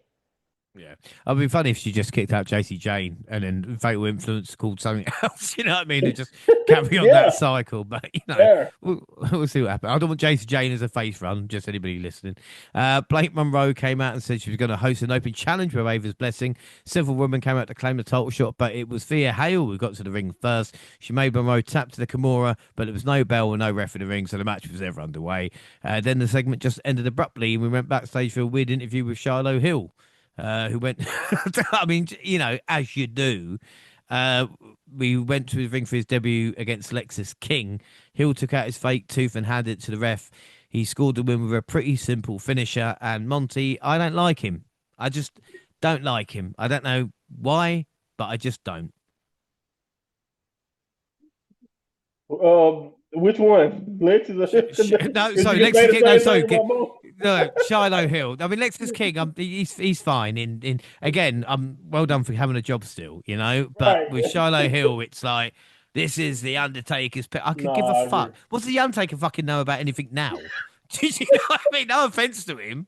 Have you watched him with Michelle McCool? Like fucking hell. No, Jesus. no, no, no, no. I agree. I don't. Again, I try not to say anything one way or the other. I No, don't. I fuck don't him. really. Fuck I him. mean, I'm indifferent on. It's good to see that he's joining Brooks Jensen though. Yeah, fuck him. Yeah. He's there. He's on the Ridge train. Do you know what I mean? He's there. He is there. We'll see what happens, with him. Ethan Page came out for a promo to brag about what he's accomplished in 2025. The lights dropped out and Tony D'Angelo appeared behind him in the ring and dropped him with a spine buster and then the black paper. So I guess is he warning all the champions out there that he can come anytime? I mean, they're not going to explain it, are they? But can we guess? He's saying he's there with his beard ready. That's the only thing I can say. The only thing I can tell you about it is he's because I'm with you. They refuse to actually explain it. They refuse to give us any type of context surrounding it. He hasn't speak. He hasn't to this point has not spoken a word about it. So yeah, that's what he's doing. He's warning everybody, and again, I'm just like you, James. My biggest takeaway is what does he put in his beard? I need to moisturize mine. It's a nice one. Yeah. Yeah, no. I mean, again, it's interesting with Tony D, but we'll see what happens. The next match was Sol Ruka taking on Ren Sinclair, who had Kendall Grain in the corner, but not Charlie Dempsey. Ruka got the win with a Soul Snatcher. Zarya was showed in the crowd looking upset, and Sol went to find her. Great development. Fatal Influence came out and spoke to Sinclair and Gray after a break. Jane put Gray over for talking some trash and bragging about being more successful. Great. This Yeah. week's main event was the NXT title bout between Javon Evans and Obafemi. Of course, they agreed at the start of the show. It was meant to take place at New Year's Eve, but Ava booked a fatal four-way with the other Iron Survivor competitors, determine who will face the winner of this match. So that was a lot easier than the Iron Survivor match. Do you know what I mean? Just wait for Wow. the fatal four-way. So all I had to Like, do was lose. Yeah, just lose. just Yeah. lose and then come Right. on, man. You get a pay per Um, view match. As for the matchup, well, Javon came close to winning with a huge frog splash and again with a cutter, but the big man would not stay down. Saint showed up and pulled the ref from the ring where like Evans was about to win. Man, even though it was like old history by the time I watched it, I was so invested. I was still so fucking pissed off with Ricky. And again, I was like, well, Oba doesn't even need that, but Femi managed to recover and get the win. And the thing with Saints was a little weird because is he supposed to be like a full heel now or not? And why the hell would he want to face Femi again? I just Yeah. don't get it sometimes. What a bell end. Yeah, that's a great. Now that part of it, I can't really defend, but I do think overall it was no other way people would look at that and not be mad. I think they knew that. They knew that there was no way that those two guys were going to do their thing and be as good as they are, and it wasn't going to aggravate or make people mad that he came out and interrupted that match. So again, it was interesting. A really really good match again from these two guys. I just gotta say that I can't believe that Sean had these two guys on the roster. And I know we're not quite there yet, but it seems like we're gonna get to the point where both guys get to go up and they won't run it back to its final, to its completion, other than this. Or this is the way that you decide to do it. It feels like the true chapter of this rivalry will be completed or done in on the main roster. And I get it. That may be like Triple H. I know he would love it, even if. But you know how it is with booking, shoddy booking, and all that. Like we can literally go years before they ever touch again. Because of how things are on the main roster, how people come and go, and how booking can be so inconsistent, in my opinion, across these you know, people's tenure, especially in WWE. But again, I'm not opposed to it because I do understand. I do think it was I do think I got what I wanted when it comes to Ricky because I wanted him. Now, do I think he could have did this? He could have executed this in different ways. Sure, I think you probably could have had Javon win the championship or something, and then like Ricky comes out and just dick kicks him or something, and you Mm. still could get people mad at him. But I do think people were like that. Just you mentioned weeks out, you knew it happened, and it still was like, oh my goodness, wow, you know what I mean? So that's what I like the most about it. As much as I know, understand people may not like those interruptions or things, and I do believe Javon and Oba is like 5-star match potential if you really just let them go and do their thing for 15, 25 minutes. And I hopefully we get that one day. And I'm just not being negative Nancy by assuming that Triple H can find a way to screw that up. I hope I'm wrong. But yeah, man, we'll see. We'll see how that goes. But again, I thought this was an incredible match before we got the interference, and then I think the interference itself is good for Ricky going forward because he was always better as a heel, and I think it's necessary in my opinion to get the best out of Ricky. But it's kind of like in the women's division though. It's very interesting to see how we are. I feel like the stars in NXT outside of Javon right now, and I guess Oba was technically a face, and I don't know where you want to say Tony is, but I feel like all of them are, good guys. I mean, like we're losing good guys and we're building up a lot of heels. So we'll see how that balances itself out with new talent. But at the end of the day, for this particular moment, I thought this worked out for Ricky, and I thought the match itself was incredible. Yeah. I mean, I don't know why this match was here. Again, like New Year's Eve would have made more sense. As we've mentioned before, Oba and Javon are 1 and 2 now. No disrespect Yeah, for Ricky, but the match we want was Javon beating Oba for that championship. If it be at Vengeance Day or Stand and Deliver would be best because again, it's great. And I don't know everything at the moment. Do you know what I mean? I've tried to keep a right. little bit blind for the future. But if you are bringing Oba and Javon up to the main roster before WrestleMania, you need them in a prominent position. And I don't think they're going to get singles matches. You might be like a Right. US title 6-man or something like that. But surely main event and Stand and Deliver would be better. But then again, I don't know. Maybe WrestleMania was like the be all and end all. Do you know what I mean? But I feel Javon and Oba are going to have a lot of WrestleManias. So again, when we've had a story back in the past of like, Dragon Off and Trick, if that was cut off due to something like this, then like I said, I'm a bit annoyed that we might not get the ending that we want for this story. But for Ricky, Yeah. he's already turned more interesting, and the crowd is going to be 100% behind, Javon on his journey. So again, it's interesting. But as you mentioned, it was a great match. It's just a shame we're probably not going to get that 5-star NXT match between the two of them that we deserve. Yeah, and I agree, and I'm with you like 100% because even though like whether I'm using hindsight or not, like you said, the logic behind it was tough because, and this is the one thing I will say, and again we'll talk about it more, and I know we will in the next update because of more things will be coming to light at least with the future of a lot of our NXT talent. But man, that's the one thing I really don't like about like the way call ups are done now. And it seemed like they're always kind of, it seemed like the last few years they've been done in batches.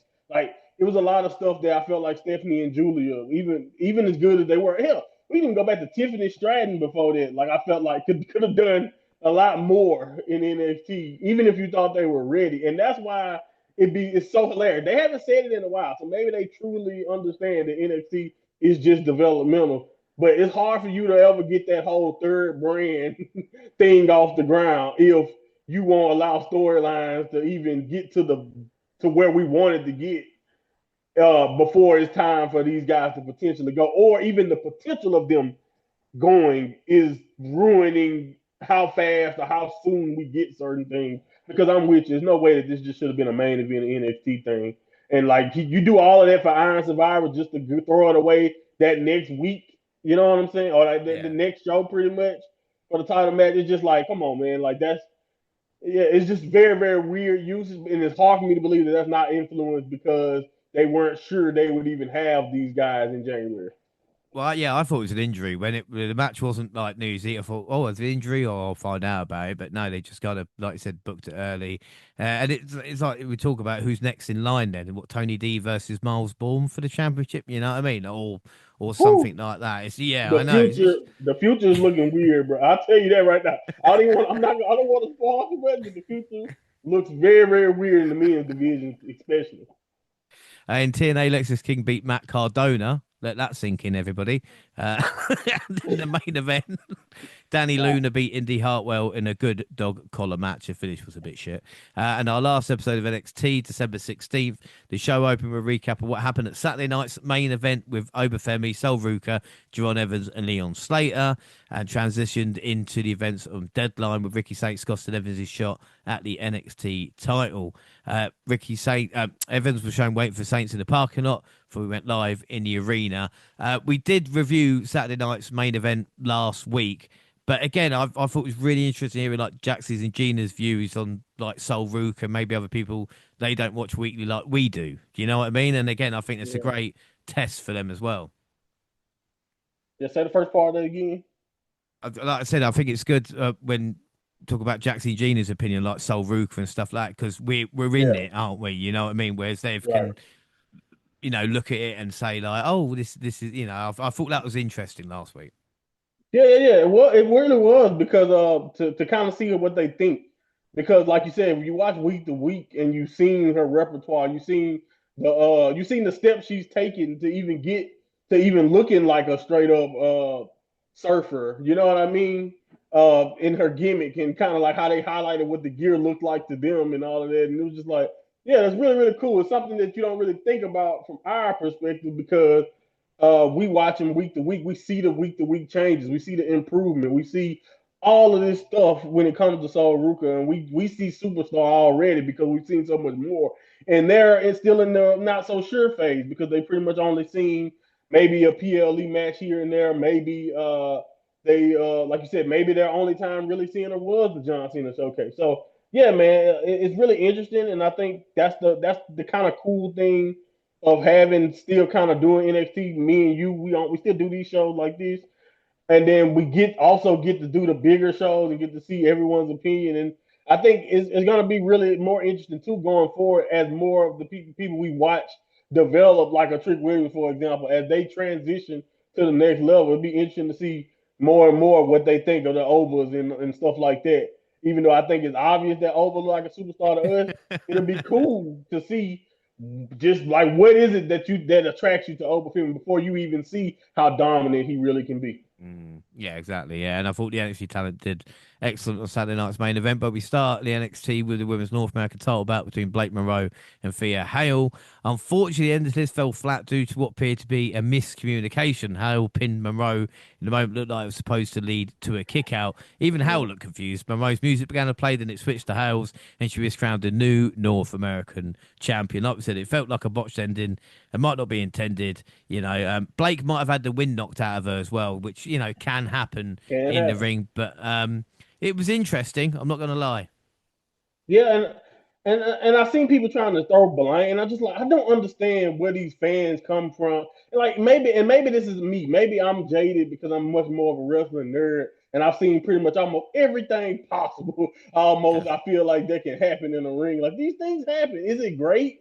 No, but like this is NXT, and I'm not trying to just give it the developmental line because I respect Thea as a wrestler, and I damn sure got respect for what Blake is as a wrestler. So I'm just not one of those people who look at these and immediately try to throw blame or be like, I don't know what the ref was supposed to do. Well, if you know from history, most of the time the refs are supposed to shoot count it if they don't kick out. Yeah. Like you, if that's what happens, if you don't get your shoulder up, I can't stop my count because guess what? Then they really gonna be like, you screwed up, ref. You know what I mean? If you don't do it, it's like you in that limbo. So it's like it sucks because I heard it was a big scramble and a lot of things had to change and people who were left backstage early for the NXT taping, kind of through they had to retake some stuff, and there was people who weren't available for it because they left. So it's just like it threw the whole production in a flux because they group these tapings off in a sense, kind of like TNA do in sometimes. And I think especially at the end of the year they like to tape them batches. So this was kind of a mess in a lot of different ways, but I don't really know that I blame anybody because we know Blake is a professional and these things don't happen all the time. So I can't really be like, oh man, she sucked. And I don't think, and I saw some people trying, oh look at Thea, put her weight down and keep. Well, even let's say she really was doing it, she's supposed to one because you want to look like I'm trying to pin you one, and then two, even if she's not like it's not. I don't see how that can be. Oh yeah, she held her down, and you really think she cared that much about still? Like I just love the head cannon that people come into with this. Like Thea Hale came into this match with a plan to take that title reign because Yeah, Sean she was hasn't going been to doing screw much for Blake. her. Yeah. Yeah, Sean hasn't done much with her, so she's like, I'm gonna steal my I'm opportunity, going to as if shoot. that wouldn't. I'm going to shoot tonight. Yeah. That's right, that's right. Go into business for myself because I've been done wrong, and it's just like, yeah, all right, whatever. But again, it was a mistake. It sucked that it happened, and I understand why it goes viral because of course stuff like that is gonna go viral. But I do remember like in the Jade Cargill, Nia Jax, Tiffany Stratton match, and like how that would end it all, and they blame the referee in a similar Mm. situation, and it's just like, see, like these things happen. It happens on the main roster to the pro. It happens in NXT. These things happen, and it's not really anybody's. Like, of course, if it was someone's particular fault, you could try to correct it. But once it's happened, it's all about pivoting. And as much as I was not happy with the result per se because I know it probably wasn't the plan. I was a little bit excited because I was like, okay, then what? How do you go from here? Like, what is an interesting way for us to get back to Blake with the championship, or what do we do now with Thea as champion? Because it wasn't like it isn't like Thea isn't capable. So again, it's one of those weird things, but it sucks that it happened. But I'm not necessarily as confused or mad about it as some people seem to be. Well, no, but again, like I said, some people don't use like I don't know if physics is the right word or whatever it is, but it's just like, what do you want to do? Stop the count? Like this is meant to be a Right. wrestling match. Like referee's there. I know the referee is a part of the whole show, but a referee is there to count the three. Do you know what I mean? It's like Right. any other sport with a referee in it is not gonna. Do you know what I mean? Not give a penalty or not stop a goal, whatever else. I just don't understand it. Anyway, Tate and Paxley left the doll for the culling, but Izzy said they're done, so I'm sure it's all over. Ethan Page made his way to the ring. He gave a pretty standard promo until Stacks came out to brag about being international champion. Ugh. He said he wanted more gold and a shot at the AAA mixed tag titles with Ariana Grace. And then TNA's Moose showed up and stared daggers at Stacks until he turned his attention to All Ego and said he wanted a North American title matchup. Um, okay. I mean, yeah, Moose is back. I mean, we know how successful he's been as well in NXT. Yeah, he's been doing awesome. So I understand why he deserves and think he can just walk in and win the championship. It'll be very interesting in how this goes for Moose.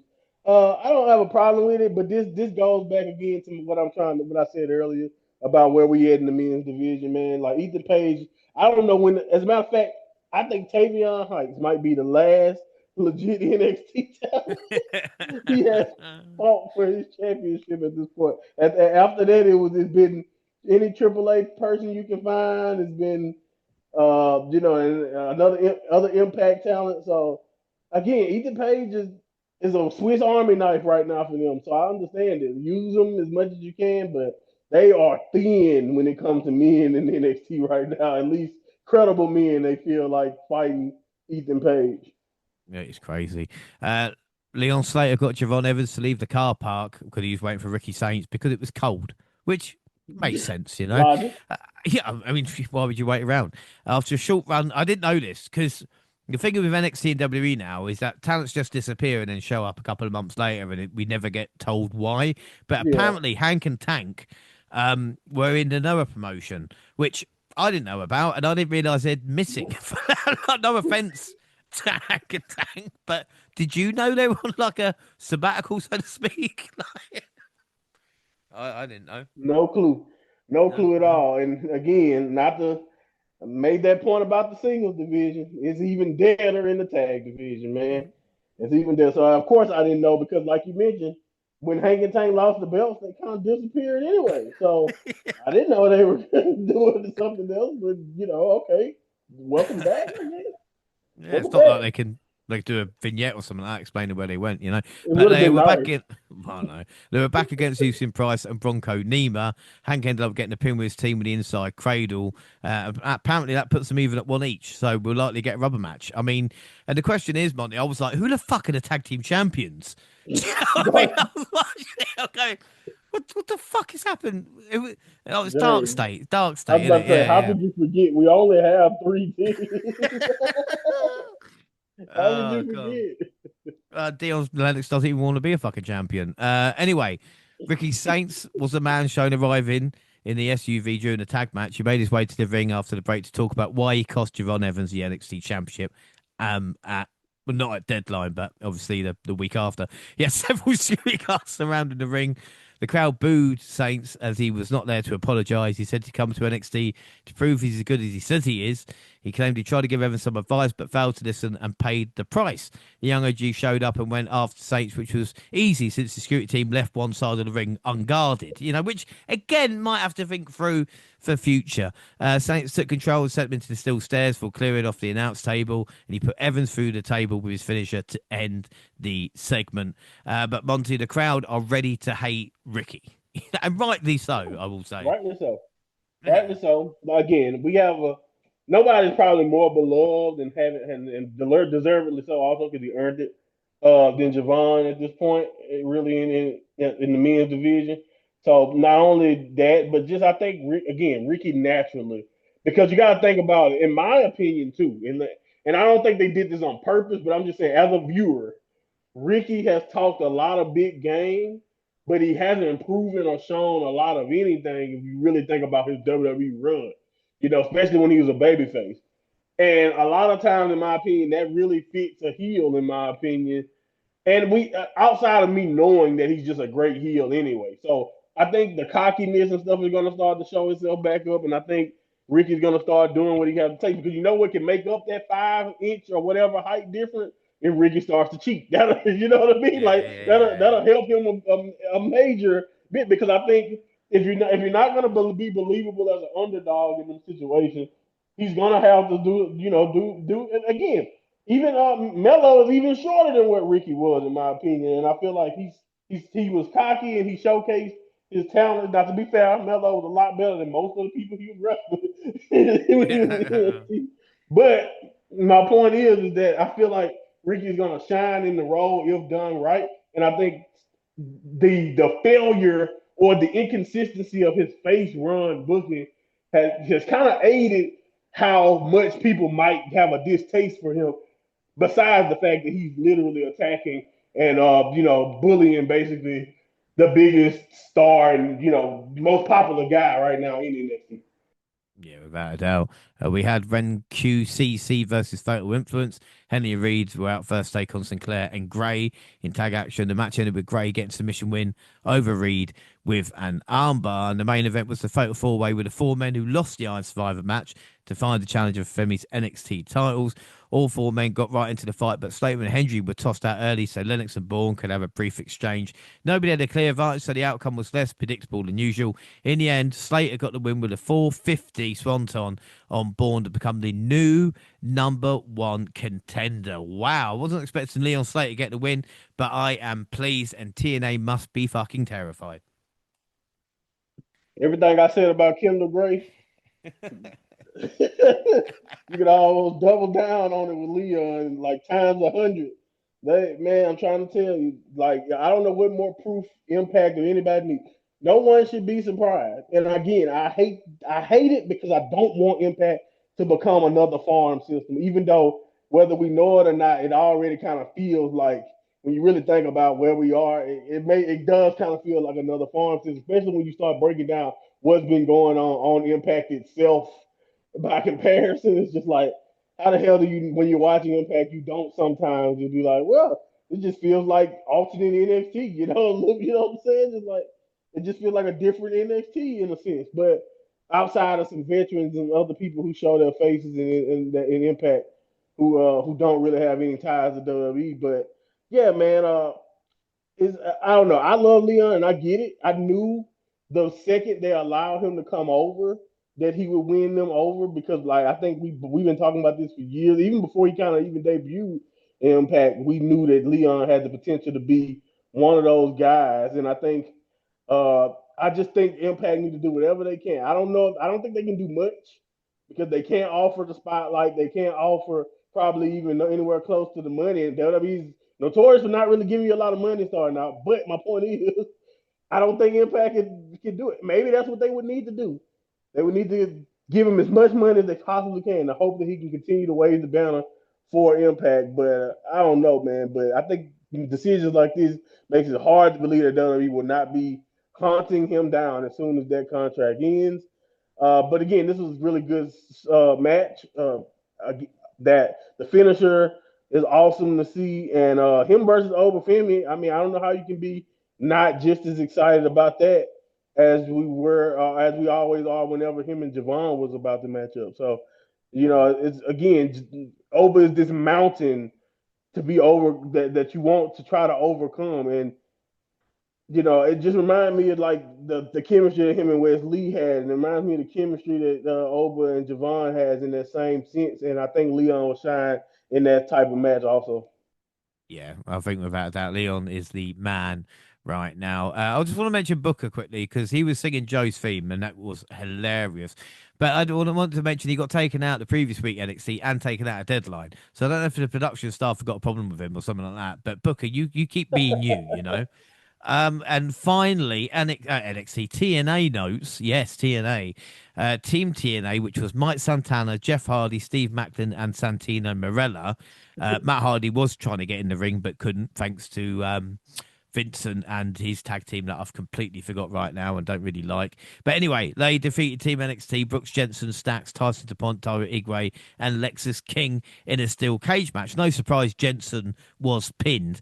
But Mm. after the match, afterwards, a shocking turn of events as the official liaison between TNA and NXT, Ariana Grace, betrayed her own father, Santino Marella, and stood with Stacks Uh, to end the show. Oh my God. Man, that's a scary precursor. Her daughter betraying her father for her man. Lord, don't let that be a sign for nothing. Anyway, for me personally, outside of my personal potential trauma that I don't want to ever happen. Uh, He yeah, actually picked Stacks, man. Like, how and bad would then that be? then it Like, got to be that Stacks. guy, right? Yeah, Yeah, it's that guy. for him, out of Like everybody. at least betray me for Roman Reigns or somebody, or like somebody with some lineage and you know what I mean, and somebody with some stroke in the company. Like Oh, that can be gone from the company in 6 months. That's oh. who you betray your father for. Anyway, whatever. No, it's a nice little moment. I love the little energy of the clip from her promo that I saw too. You know, and just like how she's kind of taking over that role. She always kind of had. I mean, I always laughed at her because I couldn't take her seriously. She had the great comedic timing, but she always had that kind of heelish antic to her. And like, if it's one thing I know, and just from media, but not from experience, my baby too young. But you know, they will rebel against their father for the right guy. It's just unfortunate that apparently the guy got to be somebody like Stacks of all people. So I feel And you, bad for you, Santino. I feel bad for you. well, you know as well in 6 months when he's released from NXT, he comes back as like Stocks, and the fucking feud continues in TNA. You know, but anyway, that is it. So Monty, what I want to get is your thoughts basically on NXT. I want to say this month, but it's this update would be better off, wouldn't it? Because, like I said, we're Yeah. a little bit behind, but interesting times ahead. Yeah. This update was pretty good. I think this is a pretty good chapter. It still has its flaws. I think I mentioned it multiple times about the depthness of the men, but we've been kind of talking about that all year. That hasn't really changed, and we really haven't had new NXT born talent. I mean, of course, we got the Leons and stuff like that, but I don't really count that as like people who can legit be depended on in the future for to be built around in the men's division. So I would love to see more from the Miles Bournes and some of the other talents that we know will have to lead most likely lead NXT going forward into next year. But other than that, I thought the women's division, again, we kind of in the same place in a lot of ways. Like we literally went backwards to JC James champion too. So it's just like you know what I'm saying? I feel like we kind of got stagnant overall if you really think about it in a lot of ways. But I do think a lot of that is not necessarily NXT's fault because we have a lot of new things coming on. And like I mentioned before, we have 4 different promotions basically involved. When you talk about Impact, when you talk about AAA, when you talk about Evolve, not really its own promotion, but it is its own little brand thing. And then you have NXT itself. So when you got all of that going on, and then you're still trying to do a deadline. You're still trying to do the gold rushes and all of that. It's just like it's tough to really make a lot of progress storyline wise without things getting kind of confusing at times. Oh yeah, and then you got Impact too with their involvement. So it's crazy. It's a crazy time still for NXT and WWE, and I think we probably could ask for a little bit better, but I'm waiting.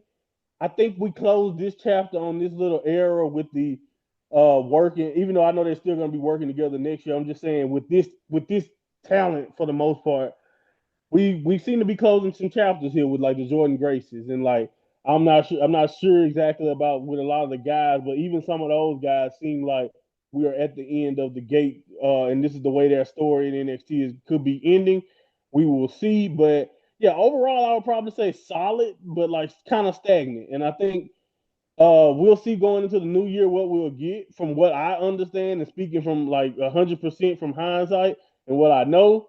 We are in store for another transitional period, and I know James, we've been through a lot of them, so I have no clue what to expect because it could literally be an awesome transition period, or it could be another 2.0. So Oh, I just prepare yourself, listeners, or oh. anybody, or you too, James. We should just prepare ourselves because I'm hopeful that I'm wrong, and we at least stay close to the quality that we're becoming used to. But the hey man, they calling people up, and when every time they start calling people up, we gotta freshen the slate a little bit and hell, think about where we are. At the beginning of this year, no way you thought Jason James was going to be your world champion. So, you know what I'm saying? Like, it's a lot of changes that can happen in a year. So I'm excited to see what we can do going into next year. But yeah, man, it's gonna be some interesting times ahead for sure. Well, you've not seen my year-end predictions, have you? So maybe we can crawl back on that. But look, I don't mind Monty. Whatever happens in the next few updates, as long as Obafemi's NXT champion, I'll be happy. Otherwise, shit could go down. As I said as well, that is it for today. Our next update will cover December 23rd, 30th, January 6th, 13th, and the 20th, which will be New Year's Evil. Then the update after that will be, I think, Vengeance Day. Like I said, Monty, you just keep on giving, don't they? But that is it. Don't forget, across all social media, X at the WNR Podcast. I'm at the WNR Pod. James, you can find the entire WNR team on the banner. Monty, where can people find and follow you? At my monthly pod on Twitter and also at the House of Torture. In the WNR on Facebook and Instagram, send us an email at WNRpodcast at gmail.com and YouTube WNR Podcast, where we celebrate 10 years of the WNR with shorts, universe mode, and clips from any event we go to. Of course, the podcast is live on YouTube, also on SoundCloud, on your phone, and Spotify and iTunes, where you can download, subscribe, rate, and review there. So that is it. Our next episode is AEW World's End. It is our last pay-per-view, our last event of the year. And Monty, I don't know. I'm going to say something controversial. I think you might win. I'm just going to put it out there. I'm just going to put it out there. I think your favourite heading What into a the leap. last event. Yeah, what a leap. We'll see. We'll We'll see. see.